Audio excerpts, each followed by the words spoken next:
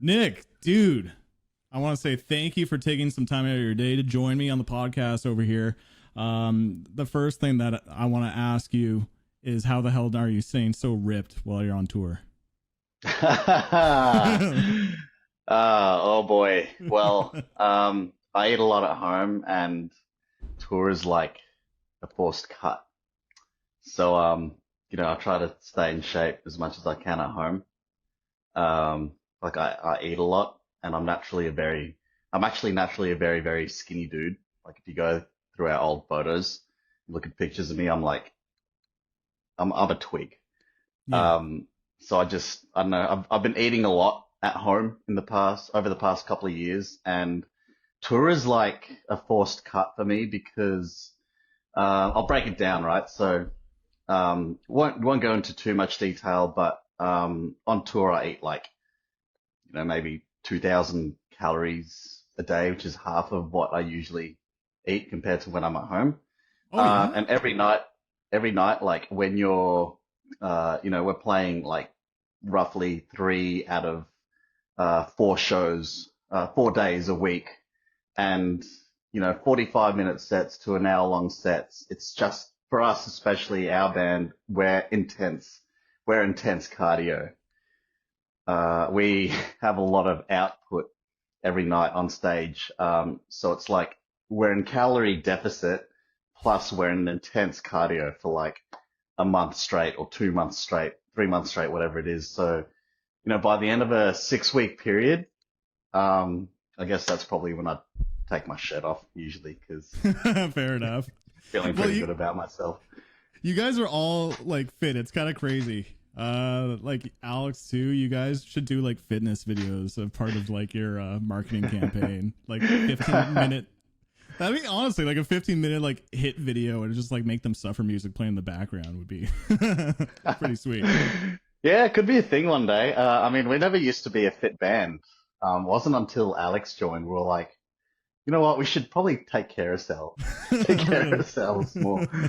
Yeah, she had a lot of she brought a lot of influence to everybody else in MTS to sort of, get fit amongst amongst a bunch of other things, and I think we all kind of already were, but we just need a little bit of a push to sort of get there, and I think at one point everyone in the band was like, not saying this out loud, but sort of thinking to themselves, "Oh yeah, actually we're a pretty fit band. We should Yeah, should really yeah. harness this." I think I titled my last video like "Make Them Ripped" because like your music video is just like shots of your abs and everything. Like, and Alex doing pull ups. Like, okay, we get it. You guys are shredded. Yeah, well, that was at the director's discretion, so we had nothing to do with that. Just a Oh, sure. disclaimer. Okay, okay. But actually, I want to dive deep into like what Alex has brought to the album, not just like getting fit, but like um, but I want to know how you feel because the album is coming out this Friday, and I want to know how you're feeling about the release. Like, are you feeling anxious, excited, nervous? I gotta tell you, man, I don't know if I'm speaking on behalf of everybody else in the band when I say this, but I feel nothing at all. Like, this is the first time in 2 years we haven't thought about music. We've been touring and writing for 2 years straight, especially since coming back with, on coming back off the back of Doom Switch. We've just been touring, and when we haven't been touring, we've been writing, and sometimes we might have like 2 weeks in between tours, and we'd use the 2 weeks to write, or we'd be in the studio, or we'd be doing something, and it was always MTS related. So this is really the first time we've been able to be like, okay, great, I don't have to think about music. Um, don't have to think about what song or what tour we're going to have to prepare for next.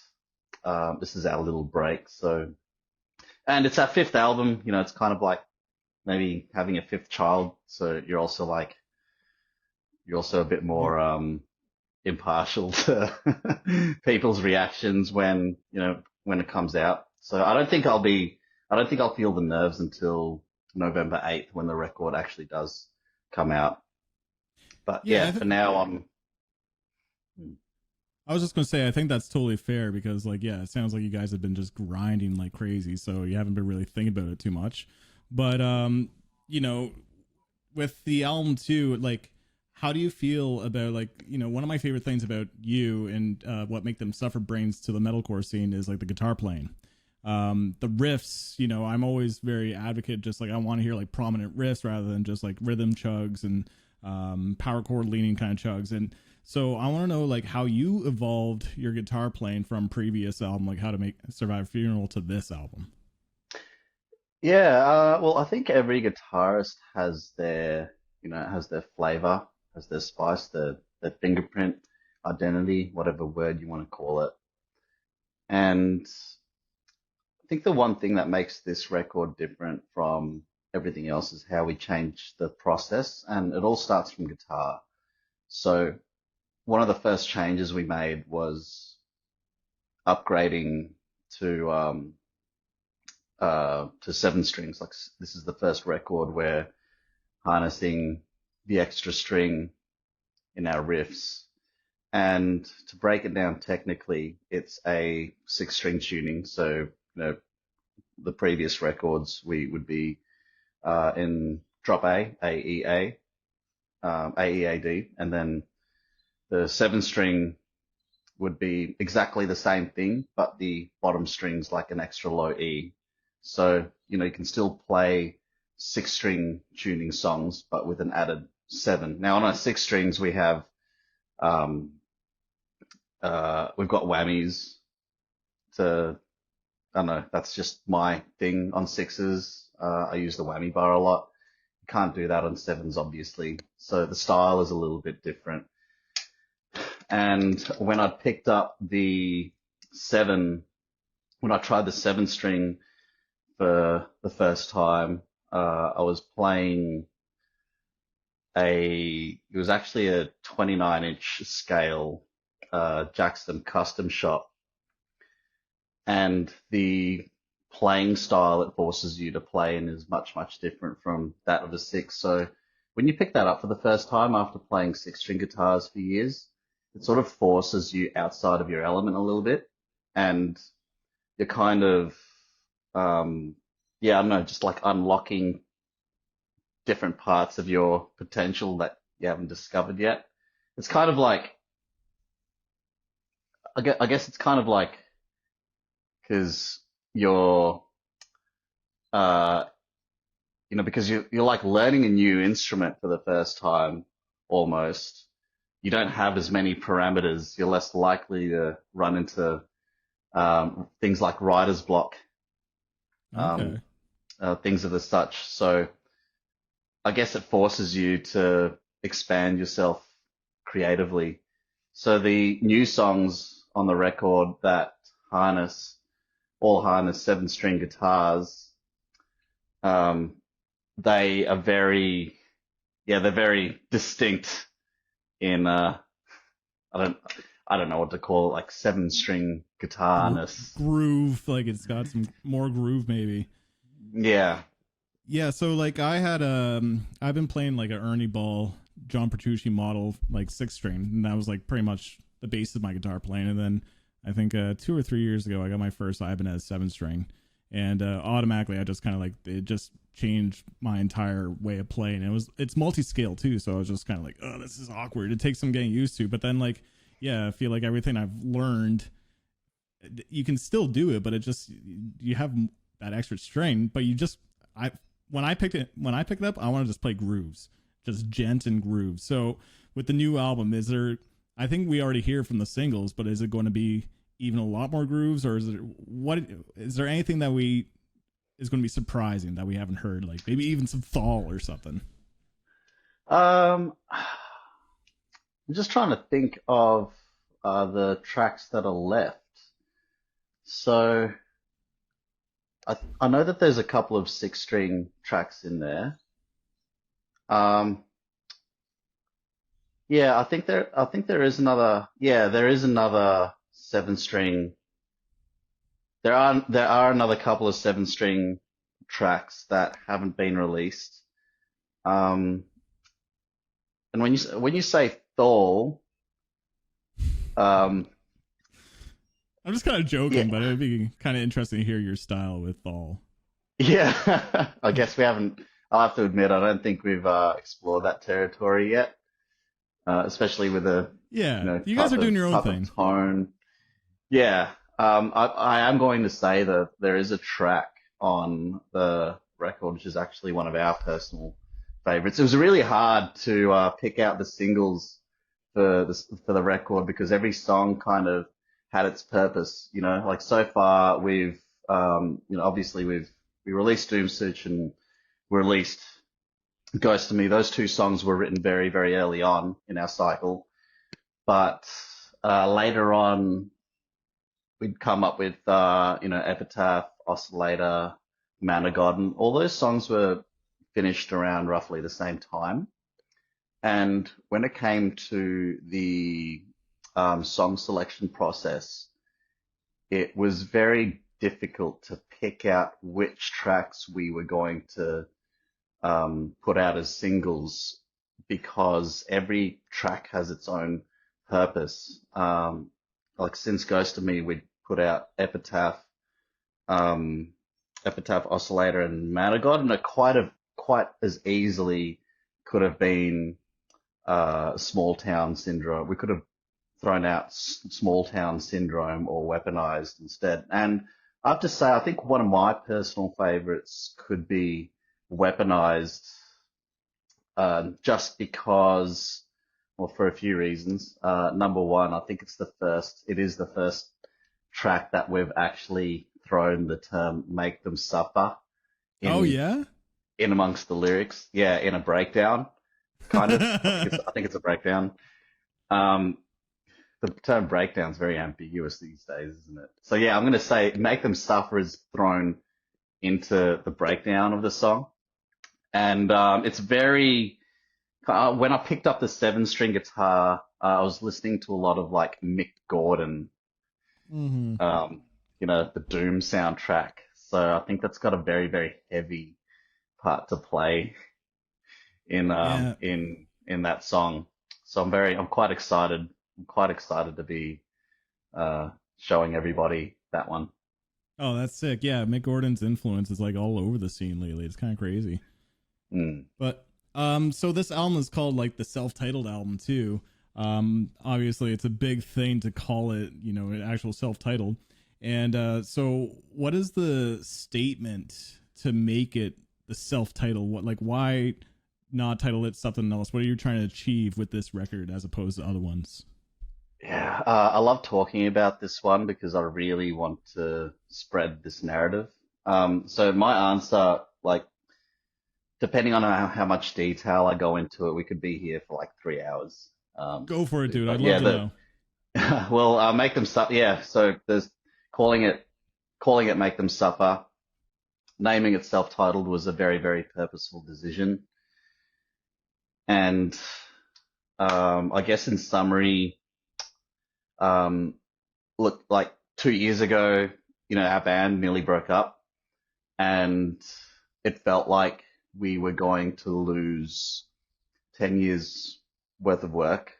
Um, for a lot of us, being in the band, doing music is pretty much all we know. So there was a point in our lives where we came to this sort of existential crisis. We're about to face the possibility of not continuing the band anymore. And that came at the end of COVID season, after a certain incident. And the band sort of reached this deadlock where we couldn't decide as to whether, like, some of the guys were wanting to move forward as a four-piece. And then there was this thing like, well, Make Them Suffer's built on having this female element in the band, the yin to the yang. Yeah. That's kind of what we've always been about, and that's what people know us for. And to continue the band otherwise just didn't feel right. So we sort of, we're reaching this deadlock on that. We couldn't come to an agreement as to what we would do because we couldn't find the right member. And one day, I'd met Alex over the COVID season here in Melbourne. We had harsh lockdown restrictions, and um, we were allowed like 1 hour a day, and one sort of, buddy to like exercise with. We were only allowed for an hour a day to exercise or to, do your essentials like groceries and stuff. I remember those days. Yeah, I'm not sure what it was like in Canada, but I think it was kind of the fairly, same, to be honest. It was, yeah, it was tough. Yeah. and I'm fairly certain Melbourne had some of the strictest lockdown sort of restrictions in the world. I've heard. So Yeah. Alex was my sort of like exercise buddy, and that was where I sort of got to know her, and she was kind of going through a similar thing with her band at the time, and nothing like at no point during this time was I like, like she'd be really good in MTS, and we've been like hanging out for 6 months at this point, Yeah. and one day, one day, everyone in the band had this massive talk over Zoom, and that night I was like, okay, it's over, it's done. Like Make Them Stuff is done. I sort of woke up the next day feeling pretty crap. Went out for a walk. I think I was on my way to the shops or something, and I bumped into Alex on the street. And Alex was like, "Hey Nick, how's it? How you going? How's things in MTS? Like, are things looking up?" And I'm like, "Yeah, yeah, things will be all right. What about you?" And she's like, "Yeah, I guess things will be okay." I don't know.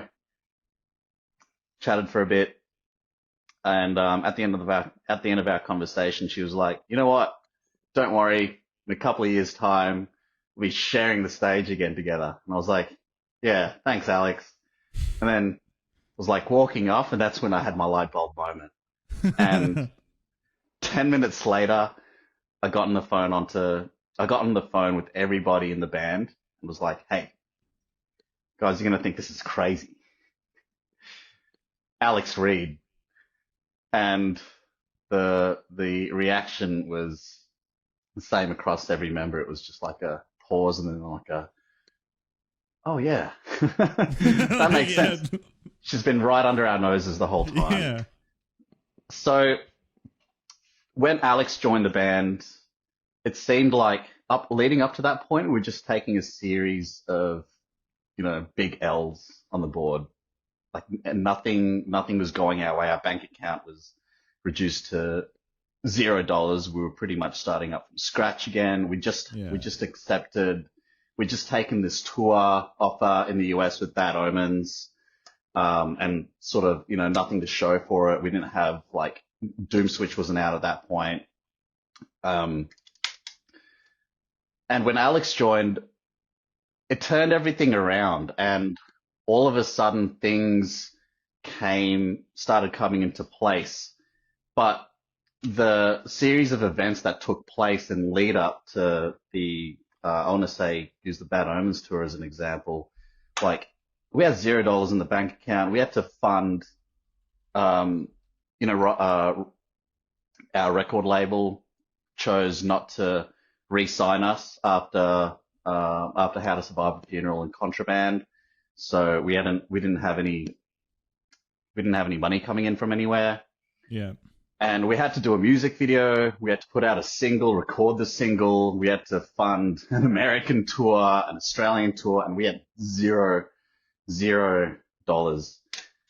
And it was sort of like just bit by bit, everything kind of fell into place and just at the right time. Like for instance, after Doom Switch was released and we were about to embark on our US tour, Were you guys like putting your own money into this? Sorry. not quite, no. There might have been a little, there might have been a little bit, but I mean the expenses were, so large. We're talking about tens of thousands of dollars here, Yeah. and I mean none of us, we didn't really have that in our personal bank account. So if we did, it was very, it was like it would have been a fraction of that. Yeah. But most of the money that we used to pick ourselves back up again just came from doing an Australian tour. We'd just passed we just got an agreement signed with Grayscale and Sharp Tone. So we're able to do the music video on time, the recording on time. The visas that we applied for to fly to the US to do the Bad Omens tour arrived, I want to say like 2 days before we had to cancel. Like we didn't buy flights until maybe less than a week before we were due to fly out because our visas hadn't arrived in time. We were like, shit, are we going to be able to are we going to be able to do this tour? And then ended up doing that tour, and it ended up being one of the most important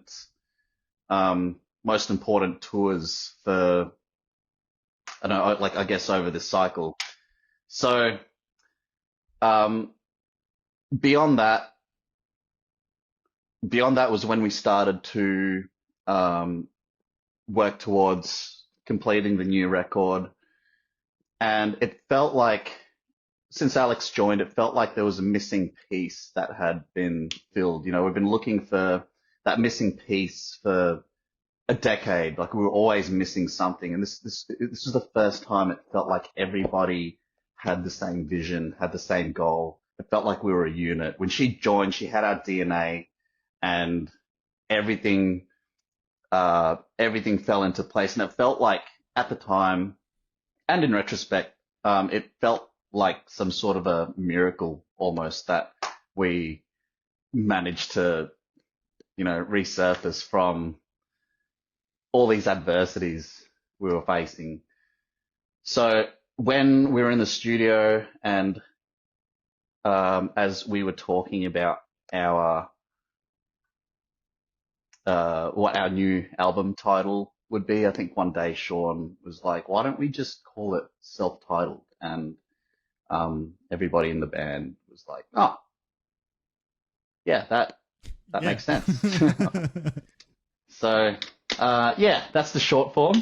But I think explaining why the album was self-titled deserves a proper explanation. I realize that it's uncommon for bands to self-title records at their fifth record. So it's not necessarily because this is our statement piece. This is the best bit of music we've ever produced. Like I'll be the first to admit, this is our second self-produced record. It's not going to be, I don't want to say it's going to be as polished as like a big Octane, Octane record, but it's true to the band. It's a very honest record for that reason. That's awesome. And like just the fact that you're talking about how she fits so well with the band and everything, she was that missing piece. And as just like a consumer and listener of your band, it just felt like when after like Doom Switch and those new singles were coming out, just like, whoa, this feels like a new Make Them Suffer. It has like more energy and more little oomph in the music, and it's really hard to pinpoint exactly what it is other than just like, oh, we got Alex, a new vocalist, but like there's so many elements that just make it feel fresh. And actually one of them is the electronics. There's a lot of emphasis on electronics. Is that like actually Alex bringing a lot of that, or is that you, or what's the emphasis with electronics with this new record? Yeah, so we're always moving towards that sound. Like if you listen back to Neverbloom and progressively move forward in MTS in the MTS catalog, I want to say the fifth element of the band, which is like the things that make up the fifth element would be piano effects, risers, samples, and those are all Alex's parts currently. If you listen to the MTS catalog in progression, you'll hear that fifth element sort of like evolves. We're still using the same samples, but those samples previously were like in a sort of a sample track, and they were simply just like if they weren't piano or strings. Oh, actually, rather the strings were in the sample channel when we would perform live. So progressively, those samples would sound more and more. I want to use the term contemporary. Yeah. They became less. We were applying less and less, I guess, like traditional string instruments. The piano's used less, and it's becoming more, I guess, for lack of a better term, futuristic, right? Yeah. And with Alex in the band, so currently, I think I'm taking on a lot of the like the sample, the production, keyboard, piano ideas. I've been taking on a lot of that since the Worlds Apart record, and with Alex joining the band, we've been able to like we think about what we look like, how these songs are going to be performed live on stage a lot, and all the new sounds that are prevalent on the new record. If you want to talk about them as like laser sounds or futuristic sounds, Pew pew pew pew. yeah, Yeah. they're much more adaptable with someone playing a sample pad and a keytar. Mm-hmm.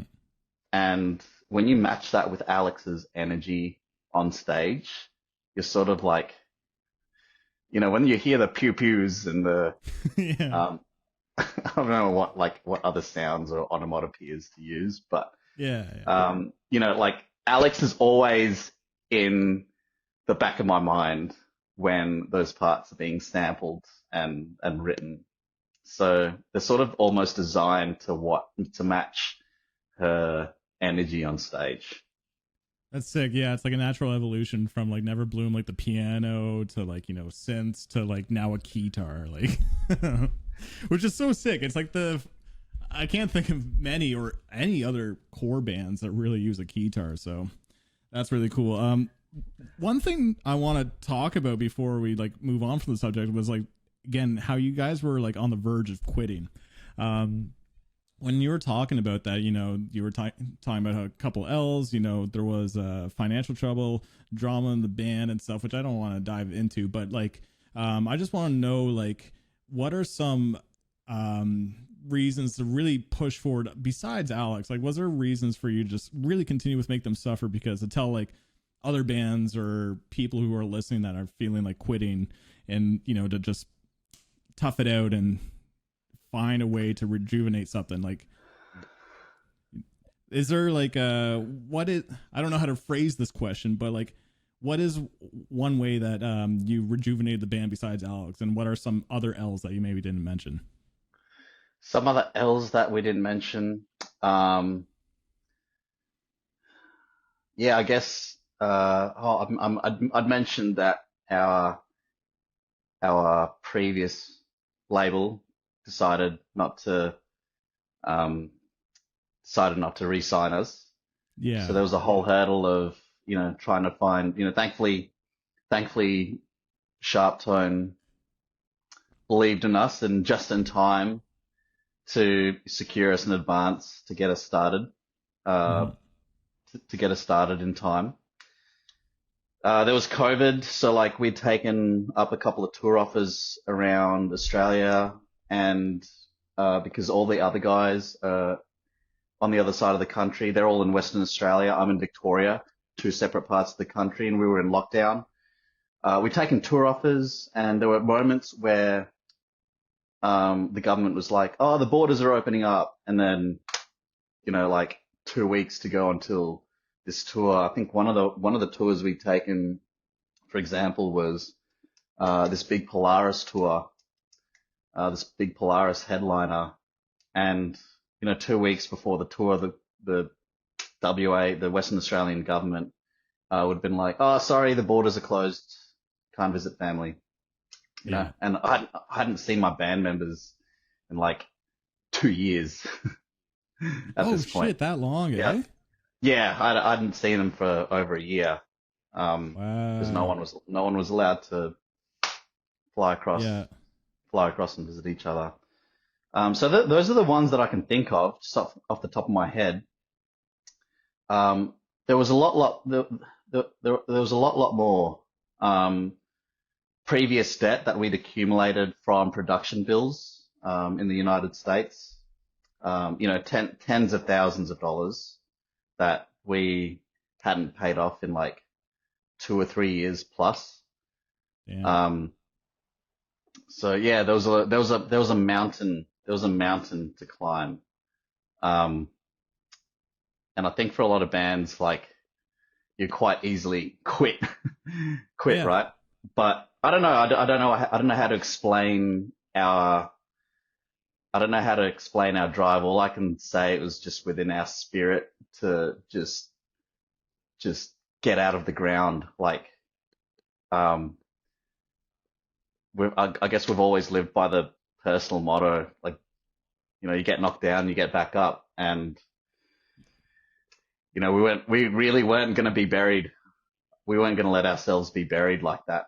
So that's the only way I can Yeah. explain it. Was just, yeah, drive. And perseverance kind of thing. Yeah. No, I think it's Exactly. awesome. Like even me, like include, like I get like total burnout with this whole YouTube thing that sometimes like, I'm trying to push those thoughts out and just like pick myself back up. So it's just cool and interesting because like from an outsider's perspective, have no idea what's going on with the band. So to me, I'm just like, I would have been devastated if you guys actually called in quits. Cause like to me, you guys are like truly one of the finest sounding metalcore bands right now. Like anytime there's a new single, I'm jumping on it right away because I can't wait. Yeah, this new album, I'm very, very excited for it. And, I'm not sure if you know the question or the answer to this, but like, after this album, what is the future of Make Them Suffer? Where do you want to like take it to, if you've thought that far ahead, or like maybe bands or things that you want to collaborate or ideas floating around? I have ideas come in from time to time, honestly, but I haven't thought about. I really haven't thought about like how far this is going to go. I'm just sort of enjoying the ride now. Once upon a time, I was like, yeah, I want to play like massive arenas and stadiums. And as I've gotten older, I've become more realistic. And Yeah. right now, you know, we're just enjoying the ride. Like we have a much more enjoyable time on tour with you know touring with friends and people who are nice. And I don't know where the music's gonna go either. Like there's never any direction. Like every time we put out a new record, it's just a different shade, different facet of the band. It's Yeah. funny when people are like, I guess people are just like that about bands and music, right? Like they hear one record after another and they go like, um, oh, I really like the direction this band's going into. They're going towards this more blah blah blah, and we're not really going in any direction. Every record we put out is just a different facet, different Like a shade. time capsule. Yeah. Yeah, so I can't even speak for the music. I don't know where the music sonically is going. I don't know which direction the band is going in terms of like size or what type of tours we're taking on. Um, we're just I think after the experience over the last 2 years, It's sort of given us this newfound perspective of like just enjoy the ride, try and enjoy, try and enjoy what we do, and don't think too much into, just like the old saying goes, just try to have fun with it. Yeah, and you guys are also kind of landing some sweet opportunities by just kind of going with the flow of everything. Like one of them is like the Sleep Token and Bring Me the Horizon shows they guys did in Australia. How did that tour go? Because like I would have loved to see that. Oh man, yeah, that was a ride. That was a real tour. It was our first proper like arena experience, Yeah. and I want to say like um, that felt like a real tour. Arena Yeah. tours are not something that we're used to or have ever done. So experience was definitely mental. Um, yeah, I guess understanding how that whole operation, how that whole side of the world operates on that level. Like we definitely learn a lot from being on that tour, and I think there was a lot of successful like conversion as well because Nice. we seem to be a band that does really well with like on like softer metalcore packages. Um, like on the Bad Omens run in 2022, the Death of Peace of Mind tour. We were Great the tour, heavy yeah. band.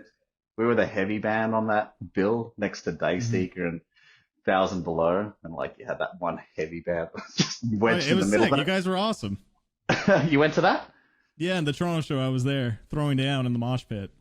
Yeah, yeah, yeah. Cool. So I think I think being the heavy band in those type of packages, like we're just maybe um, I mean, I'm trying to speak from a third dimensional perspective here, but I like to think that, we work well in those type of bills, and the Bring Me the Horizon and Sleep Token tour was another pretty good example of that, right? Except Yeah. this time we're playing to a sort of a much bigger scale. So um, it definitely helped us in Australia, I think.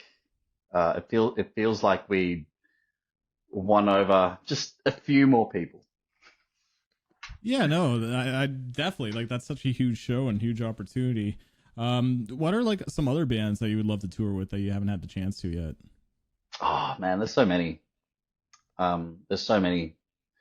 There are a lot of there are a lot of metalcore bands that I'd love to sort of. I like to keep my. We like to keep our finger on the pulse as much as we can, and there are a lot of up and coming metalcore bands that we want to take out and tour with or play under. Um, there's some really hot bands coming out at the moment, like Boundaries Oh, and oh geez, the names are at the tip of my tongue. I forget names as I get older. Boundaries, and there's another band. They signed to Sharp Tone last year or the year before. Um they're like this throwback to like 2010's metalcore. Anyway, oh, oh, this is going to be bugging me too now. But yeah. you and Boundaries, if you do play some shows, please, please come to Canada. Like, I would love to see that.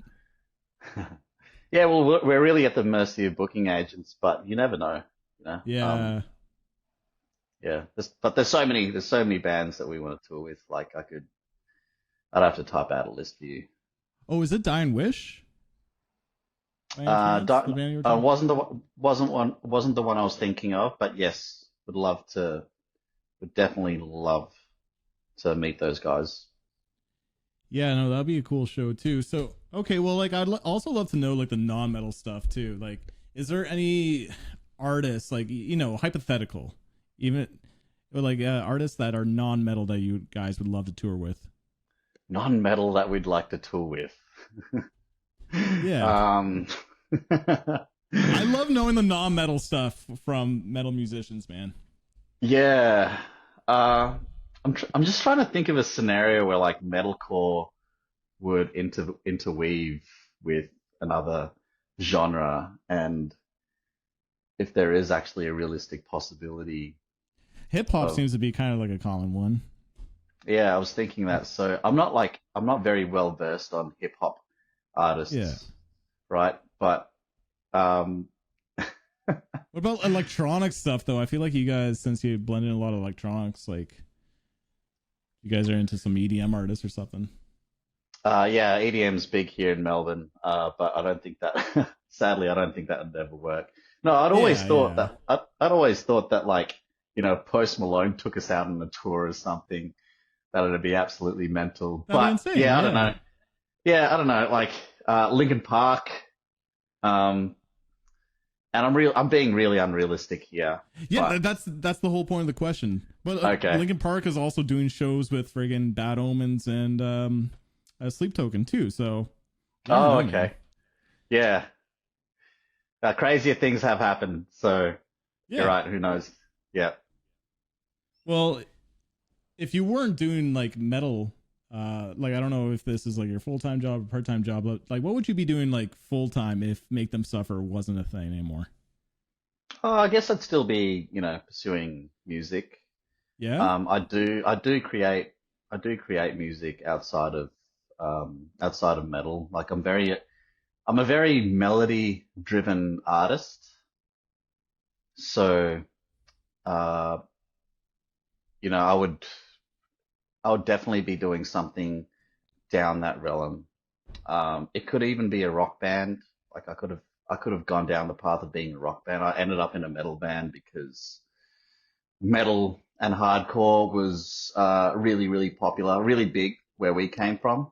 Yeah. Perth, the Perth scene in Western Australia had a very, very strong metal scene, so it was just something we kind of fell into. Yeah. Um, but yeah, I mean, outside of like, if we're talking outside of music, again, like there's so many avenues, like I sort of um, I quit uni, um, when I was 20, something like that, to kind of pursue music. Like I couldn't do both at the same time. So if I wasn't Yeah. doing music, I'd probably go back to school. But um, no, yeah, I'd still be doing music in some sort of way, shape, or form. Nice. I like a lot of like these. I think if I have time outside of this album, if I'm not doing anything make them suffer related, there'd be a lot of like, I don't know if you're familiar with those ambient, not lo-fi, but the ambient music playlists. You Oh see yeah. a lot on TikTok. Yeah. Um, I've been doing that for a number of years, even before the genre sort of went big on TikTok, Wait, and there's just a bunch of stuff on my hard drive yet to be released. So, it'd probably be something like that. you should do like a remix of the Make Them Suffer album, just like lo-fi though. Oh, that'll come. Yeah, that'll be a thing. Oh, It's okay. definitely gonna be a All thing. right. That's sick. Yeah, no, I just love knowing like the non-metal stuff. So like you were talking about like okay, if you're in a rock band, like what are like some influences that you have that some people might not realize? So, yeah, we're into. I'm a some of these bands are very to a lot of these like elitist metal listeners would probably, who knows, be considered uncool. But I'm a Who massive. cares? Yeah, who cares? Yeah. I'm a massive Coldplay fan. Um, they're on tour in Australia right now. Actually, they're in Melbourne today, or they Oh were yeah, just in Melbourne. Yeah, they were. dude, have Oh, you sorry, heard? they were. Oh, sorry, didn't mean to interrupt, but have you heard the Coloratura song, the 13-minute I have one? not. Oh, it's so good. It's my favorite Coldplay song, probably. I have to admit, I'm only into the. I've only listened front to back. Their first two records, I think. Yeah, the early stuff is like the It's the better first. stuff, but like Yeah, they that's got a couple new songs that are pretty good, though. yeah. So my I guess like my rock side is tends to gravitate towards that, and then you get into bands like um A Perfect Circle, Yeah, and then I've been a massive fan of Thrice over the years, old that's stuff my that's my and favorite new band stuff. actually. Yeah, I'd say they're one of mine as well, if Sick, not dude. the favorite. Yeah, a lot of the guitar influence comes from Tepe, the guitarist, actually. A lot of the No earlier work. way. Yeah. Okay, I kind of get it because I've always loved your guitaring too, and like, yeah, the Thrice was a big reason for me to pick up guitar too. Like, Deadbolt was played on a banjo, and just like, I don't know, I've always loved his style, and the new stuff's good too. I really like the new albums actually. Yeah, I like the newer catalog as well. Everything from I mean, even Vesu. Vesu was sick. I think that was sort of their turning point. They like started shifting away from that like old school punk. Artist in the Ambulance was somewhat in that realm, just a bit more mainstream. And then they Yeah, came out with Vesu, which was like, whoa, what's this? This is different, So I want to even say yeah, everything from that era on, definitely. yeah. I did not like Visu when it first came out, but then it took me Took me a like, while to get used I don't to. know, it took me a while, but now I'm like, "The Earth Will Shake" is like one of my favorite songs that the band's ever written. Yeah.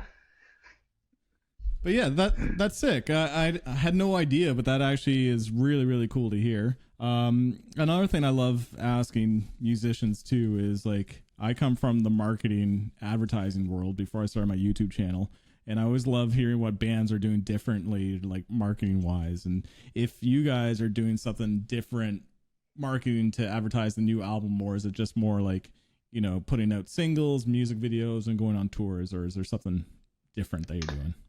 I don't think so. I mean, we tend to leave all that stuff we trust that to, to people who manage our band and the record label. So we're kind of at the mercy of what they believe is the right method. They have better visibility over this kind of stuff. But I've noticed that we have released, what is it? Doom Switch, Ghost of Me. How many singles have we released? Lost count. 5, I think. Five? Yeah. I mean, Yeah. you know, like traditionally, you wouldn't release that many songs before a record comes out, but it's sort of worked in our favor. And I know that there are a lot of people on the internet who complain about this because Yeah. everyone wants to hear more of the album when it comes out, right? No one wants to hear half the record before it comes out. But like if you look at it from the whole grand scheme of things, um, it does make sense. It does actually make sense for the artist to stagger their releases like that. And for us, it didn't really happen on purpose either, because not all, like we hadn't released all the songs at the same time. Like Doom Switch was the first track we properly written and recorded together, and then there was Ghost of Me Yeah. about like a year after. Um, so you know those two tracks having a place on the record, uh, musically, like we kind of decided we kind of decided at that point just to include Doom Switch and Ghost of Me as part of this 2 year long rollout plan unintentionally. That's just how it happened. But I think it's got a large part to play with keeping the talk up. You might have a lot of people complain on the internet about songs that, oh, sorry, the album, how the album should just be released with most of the tracks unreleased, and then you have like one or two teasers in the rollout. But this whole thing's worked out for us. So yeah, okay. So with this is more singles that you've dropped than previous albums with the 5 songs, and it's working out for you. That's good to know because yeah, like it's a I see it a lot too. And it can be conflicting when I go into like an album, I've already heard most of the singles. It's not as surprising, but at the same time, if it's getting that band more exposure, then who cares, right? I know Throne. I'm not sure if you're. I'm sure you are, but like Throne got massive success with that, and like Aviana too, another band doing the waterfall strategy. So it's working, man. The times are changing. Things are getting, I feel like, a little bit less album focused, and it's more singles and constantly adding to the Spotify algorithm kind of thing. Actually, how do you feel about that and like the new state of music listening, which people are always just wanting new and more?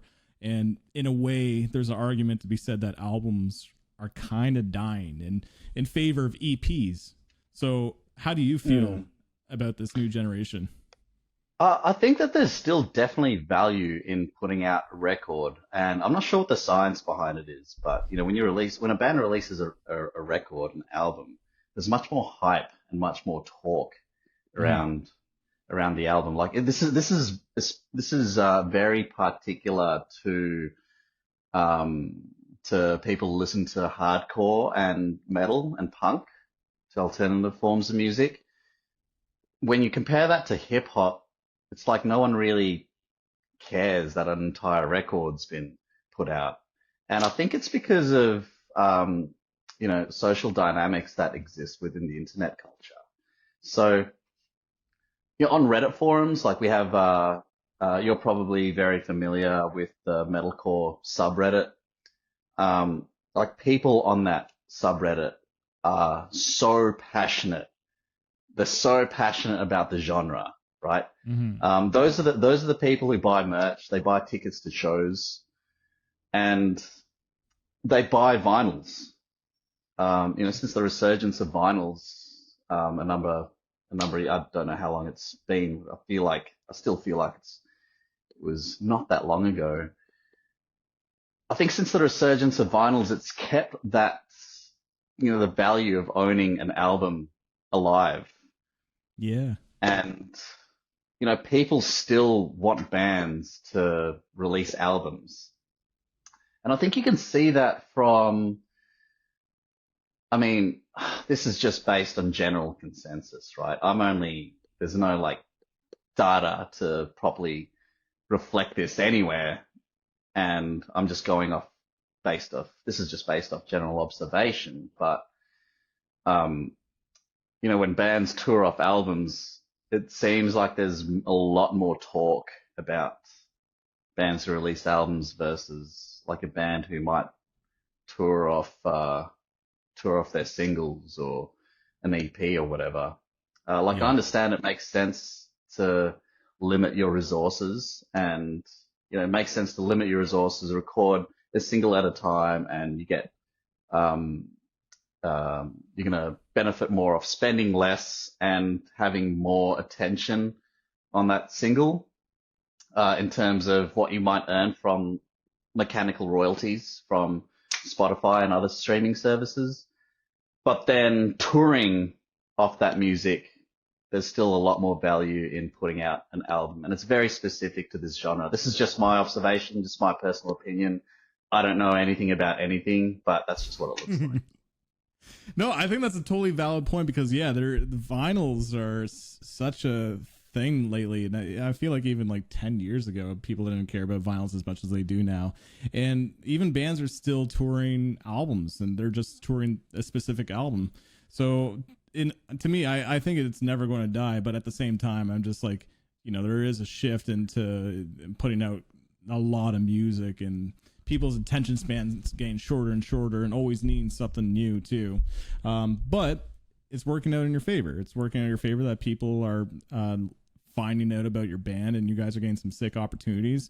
I am so stoked for this new album that's coming out Friday, man. Is there anything that you'd like to leave out with final thoughts about the album or the future, Make Them Suffer or whatever. Oh, so many things. Look, just if you're listening to this, if you're watching this, come out to a tour, experience the band, experience the music in, I don't know, in the fourth dimension. We have this analogy, right? When you listen to music, you're listening to it from a third dimensional perspective. Like you got your headphones in, you're listening to it from your car speakers, from your monitors, wherever. It's the third dimensional auditory experience. When you go out and watch the band live, and this is something that we really champion, this is something we really sort of pride ourselves on. Like, when you watch a band perform live, the 3D experience transcends into something more fourth dimensional because you're watching them play, you're watching them perform those songs live that you heard in your car speakers, through your car speakers. You're watching them dance and move to the music, express themselves visually, and you feel you feel the spirit, you feel the spirit of the room. This is why people enjoy going to live shows. There are so many people, I swear on my mother's life, there are so many people on the internet who love talking about records. They discuss how good albums are, and like half of these people buy tickets. If our 1 million monthly listeners, if we had all of those people listening to our music actually attend a show, metalcore bands would be rich. Like, we're not just talking about making something. Metalcore bands would be like owning mansions. Go out to a show, experience the band live, experience the band from a fourth dimensional perspective, and then go back onto YouTube, go back onto Reddit, and make your comments. So that's just off the top of my head. But no, it's so true. And you guys are like actually so insane live, the energy and everything. Like when I call you guys the Bad Omens tour, like I remember when you guys came out, I just had to rush to the mosh pit. Like I'm in my 30s now, so like I was so sore afterwards, but it was so worth it. But yeah, no, you catch Make Them Suffer live. Go check out the new album. Go buy it. Go get the vinyl. It's coming out this Friday. I'm so stoked for it. And Nick, thank you for spending an hour with me and chatting with me. Love knowing more about you and Make Them Suffer and the history of Make Them Suffer. But thank you so much, man. It was really good to be here. Of course. Anyway, Nick, take care and see you, man.